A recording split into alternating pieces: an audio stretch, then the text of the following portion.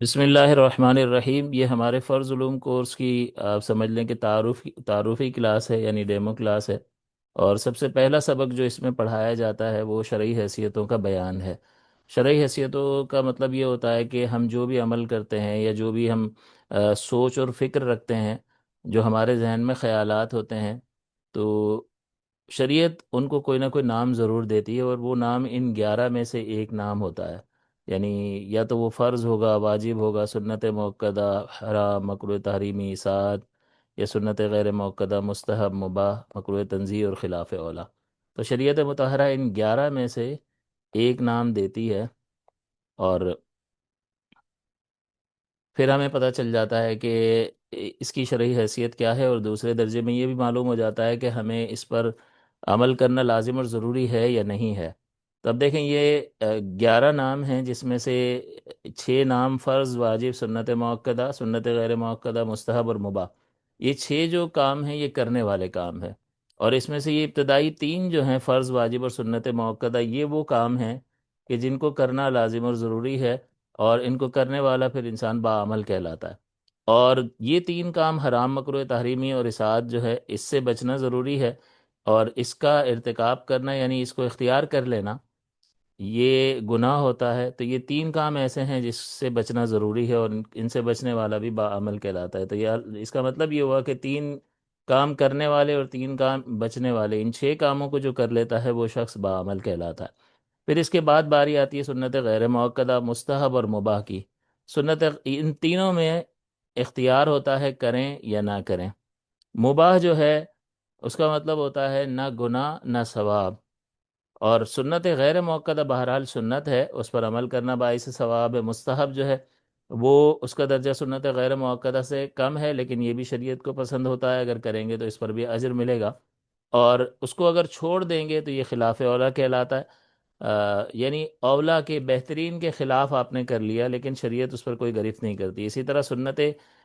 غیر موقدہ جو ہے اس کا اپوزٹ ہوتا ہے مکروہ تنزیہی، یعنی سنت غیر موقدہ کو اگر چھوڑ دیا تو یہ مکروہ تنزیہی عمل کہلائے گا، لیکن شریعت اس پر کوئی گرفت نہیں کرتی ہے۔ تو جب کسی بھی چیز کا جواب آپ کو ان 3 میں سے ملے، کرنے والے ان 3 کاموں میں سے، کہ آپ نے پوچھا کہ بھئی زکوٰۃ کیا ہے، جواب آیا فرض ہے، تو آپ سمجھ جائیں کہ اسے کرنا ضروری ہوگا۔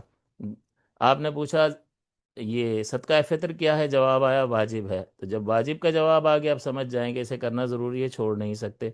وضو میں کلی کرنے کی کیا شرعی حیثیت ہے، شریعت اس کو کیا نام دیتی ہے، جواب آیا سنت موقدہ، یعنی یہ وہ عمل ہے کہ جس کو کرنا ضروری ہے، اس کو چھوڑا نہیں جا سکتا،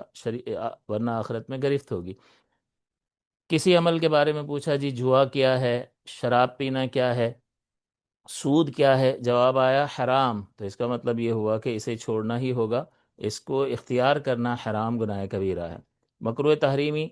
جیسے وطر چھوڑنا کیسا ہے، قربانی نہ کرنا کیسا ہے، تو جواب آئے گا یہ مکروہ تحریمی ہے۔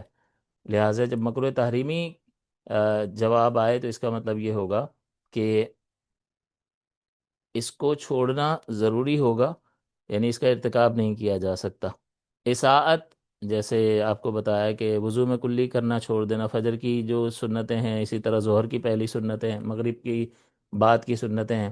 عشاء کے بعد کی سنتیں ہیں، تو یہ سنت موقدہ ہے، اور اس کا ترک اطاعت کہلاتا ہے۔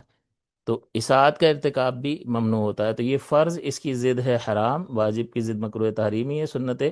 موقدہ کی ضد جو ہے وہ اطاعت ہے۔ تو اگر کسی نے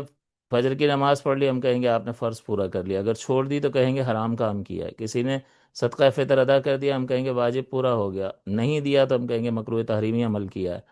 کسی نے فجر کی 2 سنتیں پڑھ لی، ہم کہیں گے سنت موقدہ پوری ہو گئی، چھوڑ دی تو ہم کہیں گے اطاعت کا ارتکاب کیا ہے۔ تو یہ آپس میں ایک دوسرے کی ضد ہے، ان کا کرنا ضروری اور ان کو چھوڑنا لازم اور ضروری۔ اور سنت غیر موقدہ کا جسٹ اپوزٹ مکروہ تنزیہی ہے، اور مستحب کا خلاف اولا ہے،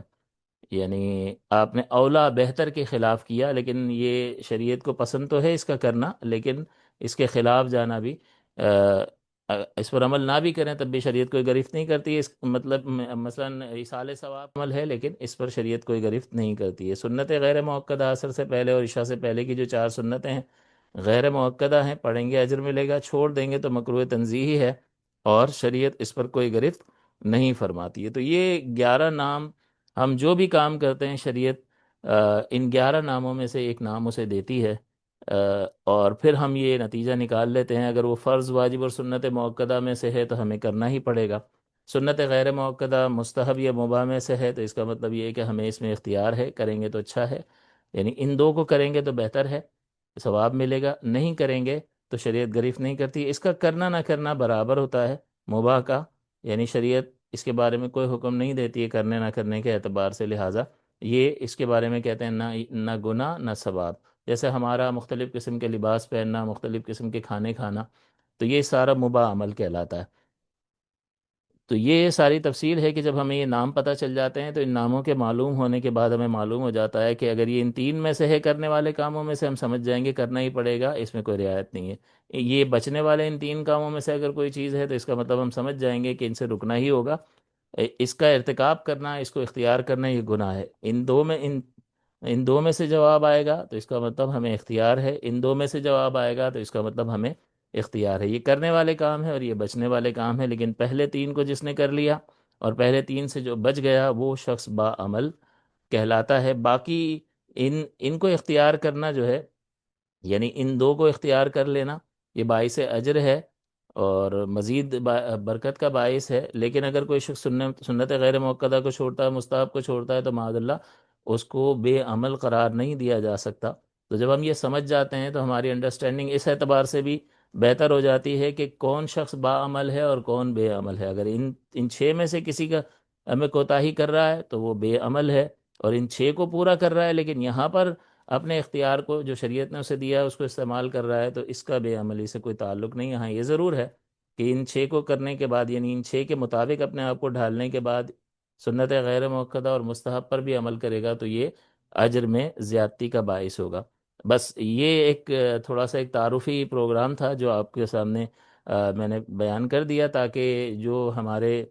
گروپ میں جو افراد موجود ہیں وہ یہ سمجھ لیں کہ ہم کس طرح سے اس کورس کو آگے لے کے چلیں گے، اور اس کے بعد اگلے، اگر ممکن رہا تو ہم اگلی ڈیمو کلاس تھوڑی سی اور بھیج دیں گے، اس میں اس بات کا بیان ہوگا کہ یہ اتنے سارے نام کرنے والا اگر کام ہے تو صرف فرض قرار دے دیتے، اور حرام بچنے والے کام کو صرف ایک نام دے دیتے، حرام اتنے سارے نام کیوں دیے ہیں؟ تو یہ دلائل میں فرق کی بنیاد پر ہوتا ہے، جس کی دلیل بہت پاورفل ہوتی ہے وہ فرض ہوتا ہے، جس کی دلیل بہت پاورفل ہوتی ہے اس سے روکا گیا ہوتا ہے وہ حرام ہوتا ہے۔ تو دلائل کا جب فرق پڑتا ہے تو دلیل کی فرق کی بنیاد پر یہ حکم میں تبدیلی ہوتی ہے، لہٰذا انشاءاللہ اگلے مرحلے میں ہم اس کو ذکر کر دیں گے۔ فی الحال کے لیے اتنا ہی، آپ اس کو دیکھیں، سمجھنے کی کوشش کریں، انشاءاللہ اس طرز پر ہم لے کر اپنے اس کورس کو چلیں گے۔ یہ ساری ابھی تو میں نے ریکارڈڈ کلاس آپ کو بھیجی ہے، ساری آن لائن کلاسز ہوں گی اور آن لائن آپ سوالات بھی کر سکیں گے، اس میں آپ کو بھی موقع دیا جائے گا کلاس کے ختم ہونے سے پہلے آخر میں کویسچن آنسر سیشن ہوگا، اس میں آپ اپنے جو چیز سمجھ میں نہیں آئی یا کوئی مزید آپ اس سے موضوع سے متعلق جو سوال کرنا چاہتے ہیں وہ کریں گے تو انشاءاللہ اس کا بھی جواب آپ کو دے دیا جائے گا۔